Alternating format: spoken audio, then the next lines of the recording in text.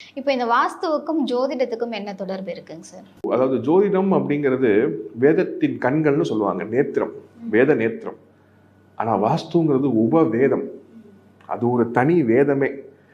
என்னோட 15 வருஷம் இந்த வாஸ்து அனுபவங்களில் நான் கற்றுக்கிட்ட ஒரு முக்கியமான என்னால் நிரூபிக்கக்கூடிய ஒரு விஷயம் என்ன அப்படின்னா, ஜோதிடம் உண்மை, அதில் தவறு இல்லை.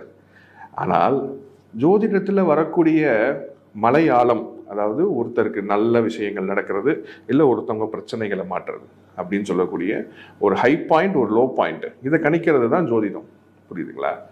ஆனால் ஒரு நல்ல வாஸ்து உள்ள ஒரு வீட்டில் ஒரு ஆள் இருக்கும் பொழுது அதே high points and low points வரும்.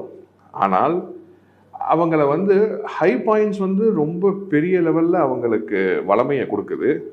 லோ பாயிண்ட்ஸ் அப்படிங்கிறது முடிஞ்ச அளவுக்கு அவங்கள அப்படி தொட்டு கூட்டுட்டு போயிருதே தவிர மிகப்பெரிய லெவலில் ஜாதகங்க அவங்கள பாதிக்கிறது இல்லை. சரி, இப்போ ஜோதிடத்தில் அந்த மாதிரி ஒரு பிரச்சனை இருக்குன்னு கணிச்சு சொல்றாங்க அப்படின்னா நம்ம வீட்டில் இருக்கக்கூடிய வாஸ்து அமைப்பை மாத்தினா அது சரியாகுமா சார்?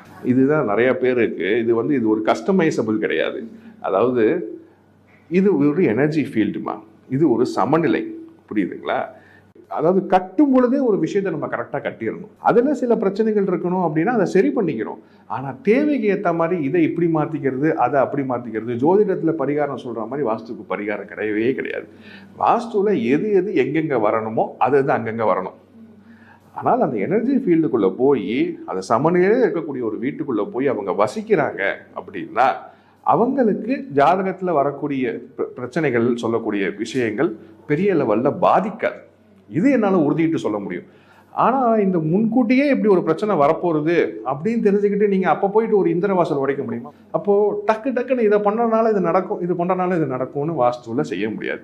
ஆனால் வீடு கட்டும் பொழுதே எல்லாமே கரெக்டாக, இப்போது ஃபார் எக்ஸாம்பிள் அவங்க என்ன தொழில் செய்கிறாங்களோ அதுக்கு ஏற்ற மாதிரியான விஷயங்களை முதவே இன்கார்பரேட் பண்ணிக்கணும். இப்போ இவர் அரசியல் பேக்ரவுண்டில் இருந்தார், பேரும் புகழும் தான் இவளுக்கு முக்கியம் அப்படிங்கிறனால அவருக்கு கிழக்கில் மத்தியில் இந்திரவாசல் தரணும்.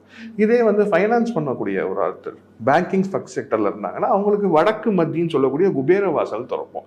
வியாபாரம் பண்ணக்கூடிய ஒருத்தர் இருக்காருன்னா வடமேற்கு மேற்கு வாயுவத்தில். அப்போது இதுக்கு ஏற்ற மாதிரி ஏன்னா தொழில் பெரிய லெவலில் யாருக்கும் மாறப்போகிறது இல்லையா? அப்போது அவங்க வீடு கட்டும் பொழுதே அவங்களோட தொழிலை பேஸ் பண்ணி அவங்களோட குழந்தைங்க எந்தெந்த ஃபீல்டில் வரணும்னு ஆசைப்படுறாங்களோ அது பேஸ் பண்ணி அந்தந்த விஷயங்களை கொஞ்சம் ஸ்ரத்தை எடுத்து செய்துக்கலாம். அவ்வளவுதானே தவிர இது இன்ஸ்டன்ட் நியூடுல்ஸ் மாதிரி இதில் இது நடக்க போகிறதுன்னு ஒருத்தவங்க சொல்லிட்டாங்க, அதுக்காக நான் வாஸ்துவை மாற்றி வர முடியாமல் தடுத்துக்கிறேன் அப்படி கிடையாது. அது வேலை பார்க்குறதுக்கே 1 இயர் ஆகும்.